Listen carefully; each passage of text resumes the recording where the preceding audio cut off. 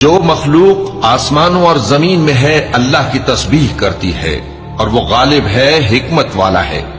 آسمانوں اور زمین کی بادشاہی اسی کی ہے، وہی زندگی دیتا ہے اور وہی موت دیتا ہے اور وہ ہر چیز پر قادر ہے۔ وہی اول اور وہی آخر اور اپنی قدرتوں سے سب پر ظاہر اور پھر بھی پوشیدہ ہے، اور وہ ہر چیز کا خوب جاننے والا ہے۔ وہی ہے جس نے آسمانوں اور زمین کو 6 دن میں پیدا کیا، پھر عرش پر جلوہ افروز ہوا۔ جو چیز زمین میں داخل ہوتی اور جو اس سے نکلتی ہے اور جو آسمان سے اترتی اور جو اس میں چڑھتی ہے، سب اس کو معلوم ہے۔